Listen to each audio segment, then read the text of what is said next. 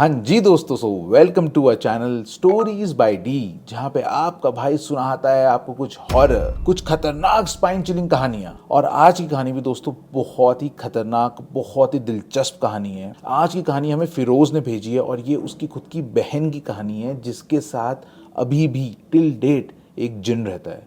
भाई क्रेजी कहानी है ना, आपको बहुत मजा आएगा सुन के। कहानी शुरू करने से पहले एज यूजुअल प्लीज, अगर आपने नहीं किया है तो जाके प्लीज सब्सक्राइब कर दीजिए चैनल को, जाओ प्लीज। और सुनो, जा ही रहे हो तो वीडियो भी लाइक कर देना, थैंक यू।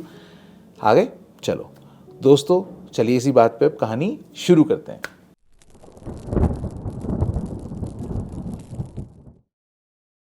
दोस्तों, आज की कहानी का जो मेन किरदार है उसका नाम है राबिया। राबिया के बारे में थोड़ा सा आपको बताता हूँ। तो राबिया की जो फैमिली है वो हल्द्वानी की ही रहने वाली है। राबिया की फैमिली में उसके पापा हैं, उसकी मम्मी है और उसका भाई है फिरोज, जिसने कहानी हमें भेजी है। राबिया के जो पापा हैं वो कारपेंटर हैं और इसकी जो मदर है वो घर पे ही मदरसा पढ़ाती है। राबिया का भाई फिरोज अपने पापा के साथ ही कारपेंटर की शॉप पे जाता है। और राबिया ने अपना कॉलेज पूरा कर लिया पहले, और अभी फिलहाल वो अपने घर पे बच्चों को ट्यूशन पढ़ाती है मैथमेटिक्स का। अब राबिया की जो एक्सटेंडेड फैमिली है ना, उसमें उसके दादा दादी हैं, वो रहते हैं बिलासपुर में ना उनके कुछ खेत वगैरह हैं, तो वो वहीं पे ही रहते हैं। और साथ में उनके रहते हैं चाचा। अब जो चाचा है ना, उनकी शादी नहीं हुई, क्योंकि चाचा की जो लवर थी उनकी कहीं और शादी हो गई थी। फिर चाचा जी का दिल टूट गया तो चाचा जी ने उसके बाद शादी नहीं करी। सो ये थी राबिया की फैमिली। और अब मैं आपको बताता हूँ कैसे एक बहुत ही सिंपल सी ज़िंदगी, एक बहुत ही लोअर मिडिल क्लास फैमिली की ज़िंदगी कैसे चुटकी बजाते ही चेंज हो जाती है। सो एक दिन राबिया के चाचा का फ़ोन आता है घर पे, ये बताते हुए कि उसकी जो दादी है, राबिया की दादी की डेथ हो चुकी है। और ऐसी कोई खास अनयूजुअल डेथ नहीं थी, वो बूढ़ी थी, बीमार भी थी, और एक एज रिलेटेड एक नॉर्मल डेथ उनकी हो गई। अब राबिया की पूरी फैमिली बिलासपुर पहुंचती है अपने गांव, और वहाँ पे ऑब्वियसली बहुत रोना धोना होता है, बहुत सैड सीन्स होते हैं। इसके बाद जो पूरी फैमिली है, राबिया की जो दादी हैं उनको लास्ट राइट्स के लिए दफनाने के लिए लेके जाती हैं। अच्छा, वहाँ पे सिर्फ मेल्स ही लेके जाते हैं, क्योंकि फीमेल्स को तो अलाउड ही नहीं होता है। एंड देन उसके बाद नॉर्मल जो होते हैं, जो सेरेमनीज होती हैं, 13वां होता है, फिर 40वां होता है, और वो सब चीज़ें कंटिन्यू होती हैं। ये सारे रिचुअल्स पूरे करके राबिया एंड उसकी पूरी फैमिली हल्द्वानी वापस आ जाते हैं। देन लाइफ बिल्कुल नॉर्मली चल रही होती है उसके बाद। अब इसके कुछ टाइम बाद, करीबन 6-7 महीने बाद, दादाजी की तबीयत थोड़ी सी ख़राब होती है। अब इस बार बिलासपुर सिर्फ राबिया और फिरोज ही आते हैं। अच्छा, जब वो बिलासपुर आते हैं, गांव आते हैं, 3-4 दिन उनको वहाँ पे होते हैं कि एक दिन राबिया खुद से ही कब्रिस्तान चले जाती है अपनी दादी की कब्र पे। एक्चुअली वो अपनी दादी से बहुत अटैच थी, तो उसका मन करता है कि मैं वहाँ जाऊँ और सफाई वगैरह करूँ। और ऐसे ही वहाँ पे पहुँचती है, कब्र की सफाई वगैरह करती है, वहाँ पे फूल रखती है, अगरबत्ती जलाती है, प्रे करती है, और फिर ये सब करके घर आ जाती है। अब जब वो घर वापस आती है ना, तो घर वापस आते ही उसके सर पे होता है बहुत तेज दर्द। अब देखो, विंटर्स का टाइम था और बिलासपुर में ना कोहरा लगता है, थोड़ा सूरज कम दिखता है, धूप कम आती है और काफ़ी ठंड होती है। तो ऐसे टाइम में हेडेक होना इतना कोई अनकॉमन चीज़ नहीं है। तो राबिया भी ज़्यादा सोचती नहीं है, बस एक क्रोसिन खाती है और फिर सो जाती है। दोस्तों, अब यहाँ से खतरनाक पार्ट शुरू हो रहा है कहानी का, ठीक है। अब जब वो सोती है ना, तो उसको सपना आता है, और सपने में वो उसी कब्रिस्तान में होती है, और सेम वही सीन होता है। वो अपनी दादी कब्र के आगे होती है, वहाँ पे फूल वगैरह रख रही होती है, अगरबत्ती जला रही होती है, कि सपने में ही ना उसको हल्की सी खुशबू आती है, एक बहुत ही प्यारी सी खुशबू आती है। और वो ना उस खुशबू को फॉलो करके मुड़ती है और देखती है कि बगल वाली कब्र में एक लड़का वहाँ पे बैठा हुआ है और इसको देख के स्माइल कर रहा है। अब जैसे ही राबिया का उस लड़के से आई कांटेक्ट होता है, अब वो धीरे से राबिया के पास आता है। और जब वो राबिया के पास आता है, तो राबिया, उसकी जो हैवी ब्रीदिंग है ना, बस उसकी जो सांस की आवाज़ है, वो उसको सुन पा रही है। और फिर राबिया को ना स्मेल करने लगता है, जैसे शायद उसने लड़की ना पहली दफ़ा देखी हो। और फिर वो राबिया के नज़दीक आके उसको गले लगाना चाह रहा होता है कि अचानक एकदम से उसकी नींद टूटती है और वो घबराहट में उठती है, और वो देखती है उसके बालों में मिट्टी लगी होती है। और फिर वो सोचती है शायद नींद में मैं बेड से गिर गई होंगी। अब राबिया जब उठती है ना, तो वो रियलाइज करती है कि उसका जो सर दर्द है वो भी ठीक हो चुका है। और फिर थोड़ी देर ऐसे ही मोबाइल वाइल चलाती है, देन इवेंचुअली वो सो जाती है। अब इस बार जब वो सोती है ना, तो अगले दिन सुबह वो काफी लेट उठती है, लाइक 12-12:30 बज गया होता है। और वो इतनी गहरी नींद में सो रही होती है ना, कि इस बीच फिरोज भी आए होते हैं, चाचा जी भी आए होते हैं, कई बार दरवाजे पर नॉक करते हैं, पर उसकी इतनी गहरी नींद होती है कि वो उठती ही नहीं। अब जब वो बेड से उठती है ना, वो देखती है कि उसके बेडशीट पे ना ब्लड लगा होता है। तो फिर वो सोचती है कि ओ यार, शायद फिर से मेरे पीरियड्स आ गए हैं। पर सबसे हैरान करने वाली बात ये होती है कि इस बार उसके पेट में दर्द और इस सब तरह की जो भी चीज़ें होती हैं ना पीरियड्स के दौरान, तकलीफें जो होती हैं, वो कुछ भी नहीं हुआ होता है। खैर, वो वॉशरूम जाती है, नहाती है, and then she uses a sanitary pad, और फिर वो बाहर आके रूम को भी पूरा क्लीन कर देती है। जब राबिया ब्लीडिंग देख के बेडशीट बदल रही होती है, वो नोटिस करती है कि जो ब्लड था, ब्लड का शेप एक लिखे हुए लफ्ज जैसा था, जिसका मतलब अरबिक में लव होता है। ये देख के वो एकदम शॉक में आ जाती है, पर किसी को कुछ बताती नहीं है। यहाँ से उसको समझ में आता है कि कुछ बहुत गड़बड़ है। अब ऐसे ही वो इवनिंग में ना वॉशरूम जाती है और वॉशरूम में जाके वो नोटिस करती है कि उसको कोई ब्लीडिंग नहीं हो रही होती है, तो अपना पैड भी हटा देती है। अब जब वो रूम में आती है ना, तो फिर वो सोचती है कि यार ऐसा हुआ तो हुआ क्यों, मेरे को ब्लीडिंग क्यों हुई? क्योंकि उसकी जो पीरियड्स की साइकिल है वो 28 दिन में रिपीट होती है और अभी तो 15वां दिन था। तो थोड़ी सी परेशान हो जाती है, फिर चलो ऐसे ही अपना टाइम पास कर रही होती है। अब रात को खाना खा पी के सब सो जाते हैं और करीबन 2:30-3 बजे राबिया की नींद खुलती है और राबिया नोटिस करती है कि फिर से उसके बेडशीट में और कपड़ों में ब्लड लगा होता है। और इस बार वो नोटिस करती है कि उसका जो ट्राउजर है ना, वो भी खुला होता है। अब राबिया जैसे ही अपना ट्राउजर खुला हुआ देखती है ना, वो बहुत ही घबरा जाती है, वो एकदम शिवर करने लगती है, उसको बहुत ही पैनिक हो जाता है, क्योंकि उसको लग रहा होता है किसी ने घर के अंदर घुस के उसके साथ कुछ गलत करा है। वो रात में ही चाचा फिरोज का आवाज लगाती है और वो सब लोग उसके रूम में आ जाते हैं। वो जोर जोर से रोने लगती है और उनको बताती है कि मेरे साथ ऐसा ऐसा हुआ है और ये मैंने देखा है। अब फिरोज और चाचा जी पूरे घर को ना छानने लगते हैं, हर जगह चेक करने लगते हैं, घर बगीचा सब छान लेते हैं वो, पर वहां पे उन्हें कोई नहीं मिलता है। और उनको भी ना ये सब करने में थोड़ी शर्म आ रही होती है, क्योंकि गांव में ना ये सब चीज़ें इतनी ओपन नहीं होती है। जब कुछ नहीं मिलता है तो राबिया को भी लगता है कि यार शायद मैं थोड़ा ज़्यादा पैनिक कर गई, मेरे ख्याल से शायद नॉर्मल पीरियड ही है। तो वो भी बड़ी एम्बेरस सी हो जाती है। अब नेक्स्ट डे राबिया अपनी मम्मी को कॉल करती है और बताती है सब मेरे साथ हुआ था मम्मा। तो उसकी मम्मी बोलती है कि बेटा कोई बात नहीं, हार्मोनल चेंजेस होते हैं, ये तो साइकिल कभी भी जल्दी भी आ जाती है, तो इतना परेशान क्यों हो रही है इस पर। अब Rabia starts using sanitary pad और फिर उसके बाद यही सेम चीज़ होती है, दिन भर उसे ब्लीडिंग नहीं होती है, फिर रात को उसको ब्लीडिंग हो जाती है। और ये सेम किस्सा उसको 4-5 दिन तक कंटिन्यूसली होता है। जब 4-5 दिन तक ब्लीडिंग नहीं रुकती है उसकी, तो राबिया बहुत टेंशन में आ जाती है। अब राबिया और फिरोज दोनों हल्द्वानी आ जाते हैं और राबिया की मम्मी राबिया को लेकर हॉस्पिटल जाती है। और वहाँ डॉक्टर ना अचानक से राबिया से पूछती है, ये लास्ट टाइम फिजिकल कब हुई थी तुम? और ये सुन के राबिया और उसकी मॉम दोनों बहुत ही हैरान हो जाते हैं और वो डॉक्टर पे बहुत ही गुस्सा करते हैं कि इसकी तो अभी शादी भी नहीं हुई, आप कैसा बेहुदा सवाल पूछ रहे हो। ये बात जब सुनती है ना, तो डॉक्टर के जो एक्सप्रेशंस थे वो बड़ी हैरान होने वाले होते हैं। खैर डॉक्टर इनके कुछ टेस्ट वगैरह करवाती है। अब राबिया के वो सारे टेस्ट होते हैं और उनकी जो रिपोर्ट है उसमें क्लियरली स्टेट होता है कि भाई राबिया कल रात को किसी से इंटीमेट हुई है और उसी की वजह से ब्लीडिंग हो रही है। अब राबिया और उसकी मम्मी ना घर आ जाते हैं और घर आकर राबिया की बहुत पिटाई होती है। राबिया बोलती है कि यार मैं कहाँ जाऊंगी ऐसे, मैं तो किसी से बात भी नहीं करती हूँ। पर घर वाले बिल्कुल नहीं मानते। घर वालों को कंफर्म हो जाता है कि राबिया का ना कहीं अफेयर चल रहा है। घर पे ना ये बात बहुत बड़ी हो जाती है और राबिया भी ना अब सफाई दे दे के थक चुकी होती है। और फिर इसी दौरान ना राबिया के पिताजी डिसाइड करते हैं कि यार इसकी अब शादी करवाओ। ये बात राबिया के घर में बहुत बढ़ चुकी होती है और राबिया भी ना अब सफाई देते देते थक गई होती है। राबिया के पापा को लग रहा होता है कि भैया लड़की तो हमारे हाथ से गई और अब ऐसा चलता रहा ना तो हम समाज में मुंह दिखाने लायक भी नहीं रहेंगे। तो वो डिसाइड करते हैं कि भैया इस लड़की की फटाफट से अब शादी कराओ। अब ये सब चल रहा होता है और साथ में राबिया की जो ब्लीडिंग वाला सीन है वो भी चल रहा होता है नॉर्मली। वही 4-5 दिन तक लगातार रात में ब्लीडिंग, दिन में कुछ नहीं। अब इस बार ब्लीडिंग तो होती है, पर इस बार कुछ और भी अलग था। इस बार राबिया जब नहाने जाती है तो वो नोटिस करती है कि उसके नेक पे और उसके बैक पे बड़े बड़े से ना कुछ निशान होते हैं, ऐसे जैसे किसी ने उसे बहुत ज़ोर से पकड़ा हो। अब वो एकदम पैनिक में ना मम्मी को बुलाती है अपनी और मम्मी को बुला के दिखाती है। और फिर जब मम्मी भी देखती है ना, वो दोनों ही पैनिक करने लगते हैं, because this was not normal. अब वो लोग ना इमीडिएटली डॉक्टर के पास जाते हैं और डॉक्टर को बताते हैं पूरा कि भैया देखो वेजाइनल ब्लीडिंग तो अभी भी कंटिन्यू हो रही है और साथ में निशान भी है।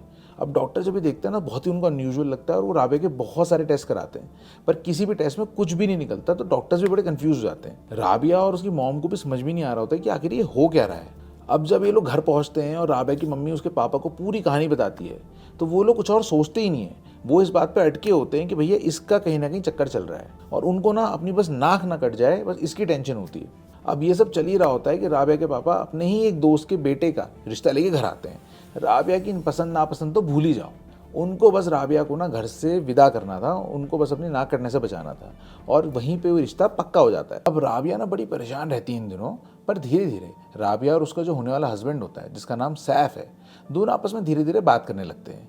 उनका डेली थोड़ी थोड़ी बात होती है और उसी दौरान उनका कभी कभी मिलना भी हो रहा होता है, शादी की शॉपिंग और ये सब चक्करों से। And all of a sudden जब ये लोग फर्स्ट टाइम मिलते हैं ना, तो राबिया को जो ब्लीडिंग है वो भी स्टॉप हो जाती है, लाइक कंप्लीटली स्टॉप हो जाती है। अब राबिया ना अचानक से बहुत ही खुश हो जाती है, क्योंकि यार आपकी बॉडी में अगर थोड़ा सा भी कुछ स्ट्रेंज हो रहा होता है ना, तो बहुत टेंशन होती है। अब राबिया अपनी माँ को भी बात बताती है और वो भी बड़ी खुश हो जाती है। अब सैफ और राबिया ना धीरे धीरे क्लोज होने लगते हैं, उनकी बातें ज़्यादा होने लगती हैं, रात में लेट नाइट तक वो दोनों बात करते हैं। अब ऐसे ही एक दिन इवनिंग में इनका घूमने जाने का प्लान बनता है। तो राबिया अपने घर में रेडी होकर बैठी थी और सैफ उसे अपनी कार में लेने आता है। ये दोनों साथ जा ही रहे होते हैं कि सैफ को अचानक से वॉमिट और हेडेक स्टार्ट हो जाता है और वॉमिट इतना सीवियर होता है कि उसकी वॉमिट से थोड़ा थोड़ा ब्लड आने लगता है। वो दोनों सीधे हॉस्पिटल रश करते हैं और घर में भी इन्फॉर्म कर देते हैं। अब सैफ जब हॉस्पिटल जाता है तो इवेंचुअली उसकी वॉमिटिंग रुक जाती है मेडिसिन लेके, बट उसके बहुत सारे टेस्ट होते हैं क्योंकि ऑब्वियसली वॉमिट में ब्लड आने इज वेरी सीरियस। अब जो रिपोर्ट्स थी ना, कुछ आ जाती हैं, कुछ रिपोर्ट्स जो मेन रिपोर्ट्स होती हैं 3 दिन बाद आनी होती है। पर इस दौरान सैफ की जो तबीयत है ना वो और ज़्यादा खराब होने लगती है। उसका जो हेडेक है ना वो जा ही नहीं रहा होता है, चाहे वो कितनी दवाई खा ले। और बीच बीच में ना उसको, हर समय तो नहीं पर कभी कभी उसको वॉमिटिंग भी हो रही होती है। और उसके बाद वही होता है जिसका डर था। रिपोर्ट्स आती हैं और रिपोर्ट्स में एज यूजुअल कुछ भी गलत नहीं होता है, सब कुछ बिल्कुल नॉर्मल आता है। अब इनके समझ नहीं आता क्या हो रहा है। फिर इनको कोई रिकमेंड करता है कि यार आप एक मौलवी साहब है, उनको जाके दिखाओ। तो ये लोग फिर ना खुद से ही मौलवी साहब के पास जाते हैं सैफ को लेके। अब ये लोग जब मौलवी साहब के यहाँ पहुंचते हैं और मौलवी साहब जब सैफ को देखते हैं तो मौलवी साहब सैफ की हालत देख के हैरान हो जाते हैं। उसका जो चेहरा है ना वो बिल्कुल पेल पड़ चुका होता है, उसके लिप्स एकदम ब्लैक हो चुके होते हैं, आईज के नीचे गड्ढे पड़ चुके होते हैं, उसके जो बाल होते हैं ना वो निकल रहे होते हैं और वो हट्टा कट्टा लड़का एकदम सूख सा गया होता है। सैफ का वेट 65 से 63 kgs हो गया होता है। अब मौलवी साहब ने किताब निकालते हैं और सैफ से बोलते हैं कि तू आंखें बंद कर और इस किताब में ना कहीं पे भी हाथ रख। और सैफ कहीं पे हाथ रखता है और फिर मौलवी साहब कुछ पढ़ते हैं और फिर सीधा बोलते हैं कि कोई जिन है जो इसकी जान के पीछे पड़ा। अब ये कहाँ से लगा है, क्या लगा, कुछ नहीं बोल सकते क्योंकि इसके साथ वो अभी है नहीं, पर वो इसको नुकसान पहुंचाने आता है और शायद 1 हफ्ते का टाइम और होगा। अब ये सुन के घर वाले बोलते हैं भाई 1 हफ्ते में तो इसकी शादी भी होने वाली है मौलवी साहब। तो मौलवी साहब बोलते हैं भैया शादी बिल्कुल रोक दो, अभी कोई शादी नहीं होगी। और वो एक ना ताबीज़ बनाते हैं और सैफ के गले में डाल देते हैं। लेकिन जब शादी रोकने के बाद सैफ के फादर राबिया के फादर को बोलते हैं तो राबिया के पिताजी बहुत ही गुस्सा हो जाते हैं। वो बोलते हैं यार मेरा इतना खर्चा हो चुका है, मैंने कार्ड्स बांट दिए हैं, बैंक्वेट हॉल बुक है, नहीं यार शादी तो देखो अब कैंसिल नहीं हो सकती, अरे कर लो शादी फिर इलाज होता रहेगा। अब वो सैफ के फादर यार थोड़े वैसे भी सीधे से थे और फिर फ्रेंड भी थे राबिया के पिताजी के, तो वो ना थोड़ा समझाने की कोशिश करते हैं पर वो मानते ही नहीं है। फिर इवेंचुअली वो बता देते हैं कि यार ऐसे मौलवी साहब के यहाँ गए थे और वो बोल रहे थे यार इसके पीछे जो है जिन है और बड़ा अभी टफ टाइम चल रहा है और शादी नहीं कर सकते। तो राबिया के पिताजी सीधे मना कर देते हैं, कहते हैं यार तुम कैसी ये फालतू बातों में यकीन करते हो यार, ये कोई ये ज़माना है क्या इन सब चीज़ों को मानने का, नहीं। और वो इतना प्रेशर क्रिएट कर देते हैं कि फिर शादी उन्हें ज़बरदस्ती करनी पड़ती है। अब जो तावीज़ मौलवी साहब ने डाला था ना सैफ के गले में, उससे थोड़ा फ़र्क तो पड़ा था। सैफ की तबीयत थोड़ी सी बेटर होने लगी थी और धीरे धीरे शादी का दिन भी नज़दीक आ रहा था।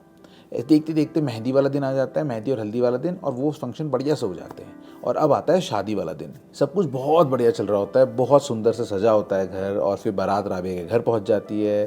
फिर वो दोनों निकाह पढ़ते हैं और सब कुछ बहुत बढ़िया से हो जाता है। उसके बाद राबिया सैफ के घर आ जाती है और रात में फिर जैसे होती है शादियों में, तो राबिया अपने रूम में सैफ का वेट कर रही होती है। सैफ आता है, फिर लोग कुछ बात करने लगते हैं। बात करते करते सैफ राबिया के थोड़े नज़दीक आने लगता है। सैफ राबिया के पास आता है और राबिया के जब क्लोज आने लगता है तो राबिया उससे बोलती है कि सैफ आज नहीं करें ये सब, थोड़ा सा थकी हुई हूँ। तो सैफ थोड़ा सा उसे इंसिस्ट करता है कि यार आज करना तो शुभ होता है, तो रस्म है, ये तो बड़ा अच्छा माना जाता है। और वो एकदम से राबिया को किस कर लेता है। अब सैफ राबिया के साथ इंटीमेट हो ही रहा होता है कि एकदम से ना उसके सर में बहुत तेज दर्द होने लगता है। और वो दर्द इतना तेज होता है कि वो बस बिस्तर पर लेट जाता है और आंखें बंद कर लेता है। और राबिया भी एकदम से पैनिक में उठती है और वो नीचे जाती है और दवाई के लिए बोलती है। अब सारे लोग एकदम से ना पैनिक में ऊपर आते हैं और फिर सैफ को ना हेडेक की दवाई दे देते हैं और सैफ सो जाता है। और राबिया ना बेचारी बगल में रो रही होती है, तो सब उसको कंसोल करते हैं, बोलते हैं यार बहुत हेक्टिक इवेंट्स होते हैं यार, देखो सो जाओ, अब भी सुबह तक सब ठीक हो जाएगा। अब राबिया जब सुबह उठती है ना, वो देखती है कि सैफ बगल में सो रहा है बड़े पीसफुली। तो थोड़ी देर तो वो वेट करती है, फिर वो सैफ को उठाती है। जब वो सैफ को उठाती है ना, तो सैफ को रिस्पॉन्ड नहीं करता। फिर उसको थोड़ा हिलाती है और वो देखती है कि सैफ इज़ नॉट रिस्पॉन्डिंग। और भाई उसको होता है पैनिक और वो उसकी ब्रीदिंग चेक करती है। और जैसे ही वो ब्रेथ चेक करती है, the breath was absent, Saif was no more. Rabia को पता चल जाता है कि that she lost him for ever. और उसके बाद भाई वो ज़ोर ज़ोर से रोने लगती है, चिल्लाने लगती है, और उसकी आवाज़ सुन के ना सारे घर वाले आ जाते हैं। और वो जब देखते हैं कि क्या हुआ है, तो भाई उन सबका ही दिल टूट जाता है। एकदम से शादी वाले घर का माहौल मातम का माहौल बन जाता है। इनफैक्ट आज उनके वलीमा की दावत होती है और बहुत सारे लोग घर पे इनवाइटेड होते हैं। लेकिन अब जब ये सब लोगों को पता चलता है तो सब राबिया के ऊपर ताने कसने लगते हैं कि देखो कैसे डायन अपने पति को खा गई, कैसे चुड़ैल को घर ले आए, और बहुत सारे उसको बातें सुनने को मिलती है और वो बेचारी तो बस टूट जाती है। उन्हीं सारे लोगों के बीच में दोस्तों मौलवी साहब भी वहाँ पे थे, और मौलवी साहब आके बोलते हैं कि यार मैंने तुमसे उसी दिन मना करा था शादी के लिए, तुमने मेरी बात मानी नहीं, अब तुम भुगतो। अब राबिया के घर वाले आते हैं और फिर राबिया के फादर के साथ सैफ के फादर की बहुत लड़ाई होती है। सैफ के फादर बस राबिया और उनके घर वालों को ही ब्लेम करते हैं। वो बोलते हैं कि इन्होंने ज़बरदस्ती शादी कराई, वो सीधे बोलते हैं कि ये लोग खा गए मेरे लड़के को। और बस अब राबिया भी ना बहुत टूट चुकी थी, क्योंकि वो ऑलरेडी बहुत अटैच हो चुकी थी सैफ के साथ। लेकिन अब क्या था, लोग उनको वहाँ से निकलने को बोल देते हैं। अब राबिया को घर ले आए होते हैं, लेकिन घर में भी उसको बहुत बातें सुननी पड़ रही थी। बेचारी राबिया आखिर करे तो क्या करे बेचारी वो। अब इन सब चीज़ों के बाद राबिया की फैमिली के साथ और भी टफ चीज़ें होने लगती हैं। अब क्योंकि समाज में बात फैल जाती है कि राबिया की वजह से एक लड़की की डेथ हो गई है, तो राबिया के परिवार से और राबिया से कोई अपना रिश्ता नहीं जोड़ना चाह रहा होता। और ये सब चल ही रहा होता है कि राबिया के साथ फिर से वही शुरू हो जाता है। राबिया रात को सोती है, सुबह उठ के देखती है तो उसके बेडशीट में ब्लड होता है और वो बेचारी बहुत ही पैनिक करने लग जाती है। पर अब आप ये देखो, ये बात वो अगर बोले तो किसको बोले, कोई उसकी बात सुनने वाला तो था ही नहीं। खैर ये सब चलता ही रहता है और राबिया अपने जोन में बेचारी ना एकदम बंद हो गई होती है। कुछ महीनों बाद राबिया के चाचा बिलासपुर में गाँव में राबिया के लिए एक रिश्ता देखते हैं और लड़का आता है, मिलते हैं राबिया वगैरह आपस में, और राबिया को भी लड़का बहुत पसंद आता है। वो अब वो जो बात है ना वो आगे बढ़ने लगती है। ये जो लड़का होता है जिसका रिश्ता आता है, इसका नाम होता है शहबाज। अब धीरे धीरे ना इनकी बातें बढ़ने लगती हैं, ये दोनों पहले दोस्त बन जाते हैं, खूब कई सारी बातें शेयर होने लगती है, फिर इनकी फ़ोन पर भी बात होने लगती है। धीरे धीरे शादी नज़दीक आने लगती है। अब बिल्कुल जैसे पहले हुआ था ना, वही एपिसोड राबिया के साथ दोबारा होने लगता है। सबसे पहले राबिया की ब्लीडिंग बंद हो जाती है, तो राबिया उसे देख के खुश भी होती है, पर देन क्योंकि पिछली बार भी ऐसा हुआ था, ये सब सोच के राबिया के मन में हल्की हल्की सी घबराहट भी होती है। ऐसे ये लोग एक बार मिलने का प्लान करते हैं, और जैसे ये लोग मिलते हैं तो इसका जो होने वाला हस्बैंड होता है उसको सेम वही हेडेक होने लगते हैं, वैसे ही वॉमिटिंग होने लगती है, और वैसे ही वो लोग डॉक्टर के पास जाते हैं। डॉक्टर सारे चेकअप करवा देता है, पर कोई भी रिपोर्ट में कुछ भी नहीं निकलता। ये लोग भी मौलवी साहब को दिखाते हैं और मौलवी साहब सेम बात बोलते हैं कि अभी ये शादी रोक दो। अब ये सारी चीज़ें ना जो शहबाज है उसके घर वालों को थोड़ी अटपटी लग रही होती है, तो थोड़ी सी इंक्वायरी वो लोग कराते हैं और फिर उनको पता लगता है कि भैया जो राबिया है इसका पहले भी एक रिश्ता होने वाला था और सेम चीज़ हुई थी और एंड में लड़के की डेथ हो गई थी। तो ये लोग सीधे बिना कुछ सोचे समझे रिश्ता ही तोड़ देते हैं। और इसके बाद शहबाज के पापा राबिया के पापा को कॉल करके बोलते हैं कि भाई पहले अपनी बेटी का ना इलाज करवाओ तुम। खैर ये सारी चीज़ें होने के बाद राबिया के पापा को फाइनली रियलाइजेशन हो जाता है कि चलो यार कहीं राबिया को दिखाई देते हैं। अब रात का वक्त होता है और राबिया और उसकी फैमिली ना खाना खा रहे होते हैं, और वो पहली दफ़ा ये नोटिस करते हैं कि यूजुअली राबिया की जो डाइट है ना वो बहुत कम खाना खाती थी, पर आज वो बहुत ज़्यादा अमाउंट में खाना खा रही होती है, और खाना भी वो बिल्कुल बदतमीजी से खा रही होती है, बहुत तेज़। उसके पापा उसको देखते हैं और टोकते भी हैं, ये कैसे खा रही हो तुम, ये गले में लग जाएगा तुम्हारे। पर राबिया कोई रिएक्ट नहीं करती, वो चुपचाप खाना खाने लगती है, और खाना खाने के बाद वो टेबल के ऊपर ही ग्लास के पानी से अपने हाथ धो के अपने रूम में चले जाती है। और ये हरकत देख के ना उसकी फैमिली बहुत ही ज़्यादा परेशान हो जाती है और बहुत ही हैरान हो जाती है। करीबन रात के 3 बजे फिरोज को किचन से आवाज़ आती है कुछ अजीब सी। फिरोज उठ के जाता है किचन में और वो देखता है कि वहाँ पे राबिया बैठी होती है और वो वहाँ पे बैठ के कच्चा गोश्त खा रही होती है। फिरोज एकदम से पैनिक करता है और राबिया को बोलता है, राबिया राबिया राबिया। जैसे ही वो राबिया को आवाज लगाता है, राबिया झटके से उसकी तरफ देखती है और टेबल से उठा के कुछ उसके ऊपर फेंकती है, जो फिरोज को लगते लगते बचता है। ये शोर सुन के उसके मम्मी पापा वो दोनों भी उठ जाते हैं और बाहर आते हैं, और जैसे वो बाहर आते हैं वो भी राबिया का ये हाल देख के हैरान हो जाते हैं। फिरोज जल्दी से अपने मम्मी पापा को पकड़ता है और रूम के अंदर जाके रूम के अंदर से लॉक कर लेता है और मौलाना साहब को कॉल कर देता है। और फिर सुबह तक बेचारे घबरा के उस रूम के अंदर बंद रहते हैं जब तक मौलाना साहब नहीं आ जाते हैं। अब अगले दिन राबिया को देखने के लिए घर आते हैं मौलवी साहब, और मौलवी साहब जब राबिया को देखते हैं ना वो एकदम हल्का सा मुस्कुराते हैं और फिर वो बाहर आ जाते हैं। राबिया अंदर रूम में होती है। बाहर आके मौलवी साहब जो बात बोलते हैं उससे राबिया की पूरी फैमिली की ना रूह कांप जाती है। मौलवी साहब ना बड़ी दबी हुई आवाज़ में बोलते हैं, खान साहब राबिया के अंदर एक जिन है, और ये जो जिन है ना ये कोई मामूली जिन नहीं है कि हमारे कुछ करने से चला जाएगा। ये बहुत शक्तिशाली जिन है, और ये या तो राबिया को लेके जाएगा या फिर उसके साथ यहीं रहेगा। वो इसको छुड़ा पाना बहुत मुश्किल है। हम तो राबिया के गले में ना एक ताबीज़ भी नहीं डाल सकते, वरना वो वही हाल करेगा जो उसने सैफ का किया था। ये बात बता के मौलवी साहब चले जाते हैं और भाई पूरे घर वालों का एकदम दिल टूट जाता है। एक तो वो बहुत घबराते हैं ऑब्वियसली यार घर के अंदर ऐसा कोई जिन है, और दूसरा वो ये सोच के बुरा लग रहा होता है उन्हें कि यार राबिया इतने टाइम से बोल रही है कि उसको ब्लीडिंग हो रही है, पर ये लोग उसकी पिटाई कर रहे हैं, ज़बरदस्ती उसकी शादी करा रहे हैं, तो बहुत गिल्टी थी। अब राबिया की मम्मी और पापा आपस में डिस्कस करते हैं कि यार इसको देखो, कुछ ना कुछ तो हमें करना ही पड़ेगा, ऐसे तो छोड़ नहीं सकते हैं। तो ये लोग ना मौलाना साहब से बोलते हैं कि यार हमें कुछ तो राह दिखाओ। तो मौलाना साहब इनको अपने घर बुलाते हैं। जब राबिया मौलाना साहब के घर पहुंचती है, मौलवी साहब राबिया को अपने सामने बैठाते हैं, कुछ पढ़ते हैं और फिर राबिया के ऊपर फूंकते हैं। और फूंकते ही वो राबिया से सवाल पूछते हैं, कौन है तू, कहाँ से आया है तू इसके साथ। और इसके बाद राबिया बहुत हल्की आवाज में बहुत ही सॉफ्टली बोलती है, मैं इसको मोहब्बत करता हूँ, ये मेरी है और मेरी ही रहेगी। तू ये बता तू आया कहाँ से। ये आई थी ना कब्रिस्तान, इसकी खुशबू मुझे इसके साथ ले आई है। अब जब उसके घर वाले ये देखते हैं, ये सुनते हैं, तो भाई उनकी तो हालत ख़राब हो जाती है। उसकी माँ ज़ोर ज़ोर से रोने लगती है और इनफैक्ट उसके पापा वो भी रोने लगते हैं। मौलवी साहब उससे पूछते हैं, कैसे जाएगा तू, क्या चाहिए तुझे, बता, सब देंगे तुझे हम। मैं नहीं जाऊंगा, मैं कहीं नहीं जाऊंगा। और ये बोल के राबिया एकदम से बेहोश हो जाती है। दोस्तों राबिया बेहोश पड़ी है और सब लोग खड़े हैं, कोई लोग रो रहे हैं, कोई घबराए हुए हैं, सब कंफ्यूज्ड हैं कि यार मतलब कब्रिस्तान, राबिया। और तभी फिरोज़ बोलता है कि अबू वो जब हम बिलासपुर गए थे ना, तो शाम को राबिया ना अकेले ही कब्रिस्तान चली गई थी। वो काफ़ी सैड थी दादी के उससे, तो उसका मन करा था और फिर ये वहाँ जाके अगरबत्ती वगैरह करके आई थी। और फिर अबू उसी रात से ना इसको ब्लीडिंग शुरू हुई थी। भाई राबिया के माँ बाप अपना सर पकड़ के बैठे होते हैं और तभी मौलवी साहब बोलते हैं, ये जिन इसके साथ जिस्मानी ताल्लुक़ रखता है रोज़, और अब ये ऐसा ही रहेगा, और जो भी इसके पास जाएगा ना ये उसे ख़त्म कर देगा। दोस्तों यहाँ तक की कहानी तो आपने सुन ली ना। अब इसके आगे जो है ना, मेरे को वो और ज़्यादा हार्ट ब्रेकिंग लगा। उसका भाई फिरोज़ लिखता है कि भैया राबिया की हालत ना अभी भी वैसी ही है, और वो जो जिन है ना वो अभी भी उसके साथ ही है। और राबिया जो है ना वैसे एकदम नॉर्मल दिखती है, नॉर्मल खाती है, नॉर्मल पीती है, दिखने में भी एकदम ओके लगती है वो, पर वो ना ज़्यादातर अपने कमरे में ही रहती है। हम लोगों से तो बहुत ही कम बात करती है और अक्सर हमें ना उसके कमरे से ना बोलने की आवाज़ आती है, शायद उससे अब वो बात भी करने लगती है। उसके रूम में हमेशा ठंड रहती है, चाहे गर्मी हो चाहे पंखा भी बंद हो। और एक खास वक्त में करीबन रात के 3:05 पे एक इत्र की बहुत ही स्ट्रॉन्ग खुशबू फैलती है वहाँ पे, यानी जिन हर रात उस वक्त उसके पास आता है। पिछले महीने हम बिलासपुर गए थे और फिर जहाँ दादी की कब्र है, हमने उसके बगल वाली कब्र देखी। वो कब्र खुली हुई थी और पूरी ना मिट्टी बिखरी हुई थी वहाँ पे, और हमने नीचे भी झाँका तो अंदर कुछ भी नहीं था। कभी कभी रात को जब राबिया के रूम से इत्र की खुशबू आती है ना, मुझे लगता है वो फिर से आया है। शायद आज भी जब आप ये कहानी सुन रहे हो, क्या पता राबिया के कमरे में कोई उसके बालों की खुशबू ले रहा हो। हमें ऐसा भी कई बार लगता है कि शायद इसको कोई मेंटल प्रॉब्लम हो चुकी है, क्योंकि वो ऑब्वियसली बहुत डिप्रेस्ड है। और आज तक हमें भैया कोई भी ऐसा नहीं मिला जिसने राबिया की हेल्प करवाया हो जो।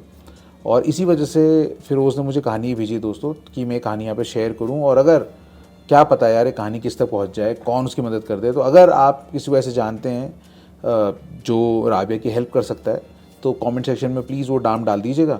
फिरोज़ सारे कमेंट पढ़ेगा, एंड ऑब्वियसली मैंने जो नाम, एड्रेस, पते, जगह के नाम, राबिया का नाम, फिरोज़ का नाम, माँ बाप के नाम, घर सब चेंज करें, तो प्लीज़ उनकी प्राइवेसी का ख्याल रखिएगा।